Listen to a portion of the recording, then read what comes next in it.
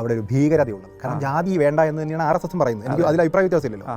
നിശ്ചയമായിട്ടും ഞാൻ പാണനല്ല, പറയാനല്ല, പുലയനല്ല എന്ന് പറയുന്ന വേടൻ, അദ്ദേഹത്തിൻ്റെ പാട്ടുകൾ മുഴുവൻ പരിശോധിച്ചാൽ ഇപ്പോൾ വേടനെ നിങ്ങളിപ്പോൾ പറഞ്ഞതുപോലെ ജാതിരഹിതമായ ഒരു സമൂഹത്തിന് വേണ്ടി നിലകൊള്ളുന്ന ഒരു പിന്നോക്ക ദളിത രക്ഷകനായിട്ടാണല്ലോ അവിടെ പറയുമ്പോഴും മധു ചേർക്കുന്നൊരു വാചകമുണ്ട്, അതായത് പിന്നോക്ക ദളിത രക്ഷകൻ.